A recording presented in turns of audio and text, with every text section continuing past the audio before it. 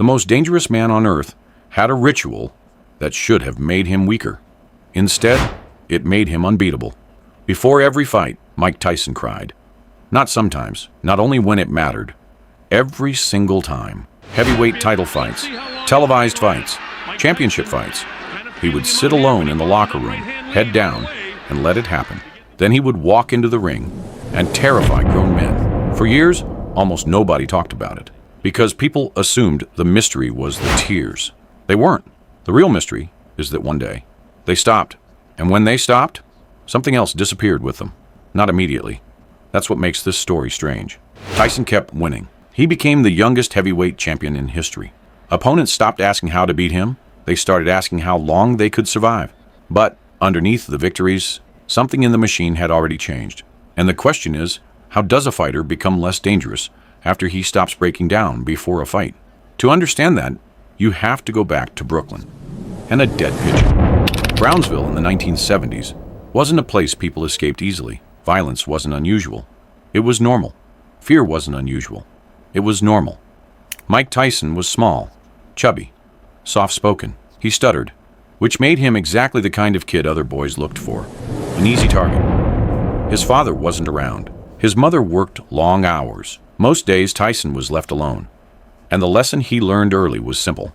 People could hurt you, and there wasn't much you could do about it. The one thing he loved was pigeons. He raised them on rooftops, fed them every day, spent hours watching them fly above the city. Then one afternoon, an older boy grabbed one, looked Tyson in the eye, and snapped its neck. Years later, Tyson would say something changed inside him in that moment. Most people assume it was anger. But if anger was the answer, why wasn't Tyson violent before that day? Why did everything begin after it? Tyson attacked the boy. The boy went down. For the first time, Tyson felt what it was like to make someone else feel what he had always felt.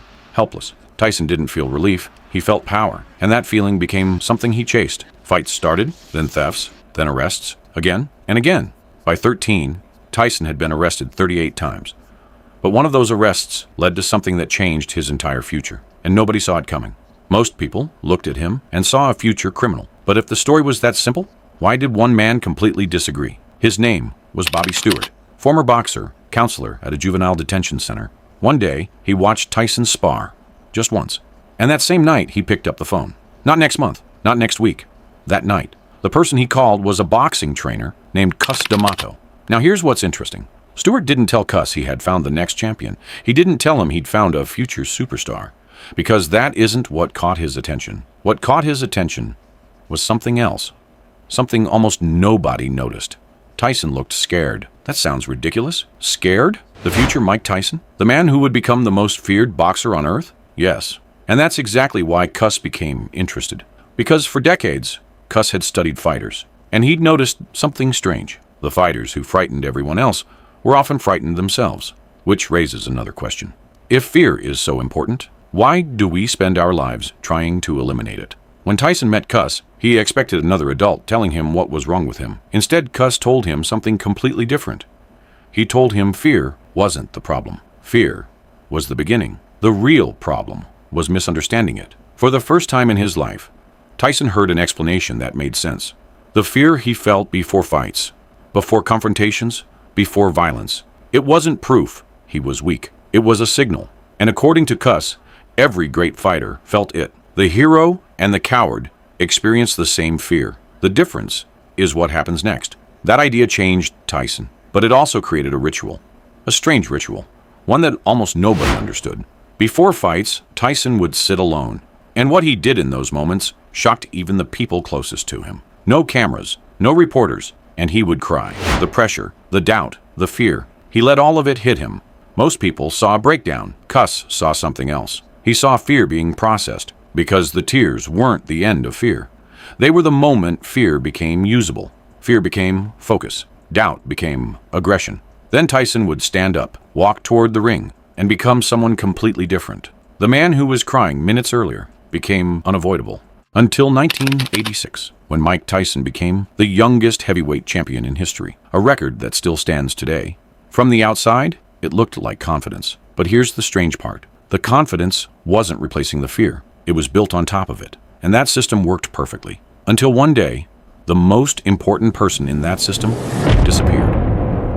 November 4th, 1985. Cus D'Amato dies. Tyson is 19 years old. Most people think this is where everything falls apart.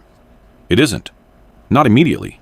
Tyson keeps winning, keeps becoming a global superstar, which creates another mystery. If losing Cus was so important, why didn't anything change? Because success can hide damage. For a while, the results remained. The system didn't.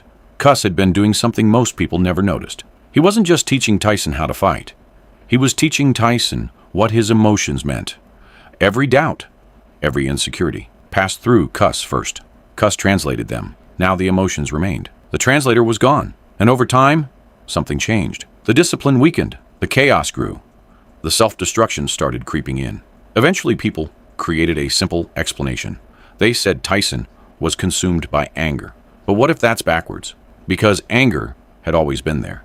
The difference was that one day, there was nobody left explaining it. Years later, Tyson admitted something revealing. For a long time, he kept searching for another Cus, another guide, another voice, another person to tell him who he was. But nobody came. And eventually he realized nobody was going to. People thought the tears were the mystery. They weren't. The mystery was what happened after them. Because for years, the locker room was where Tyson found control.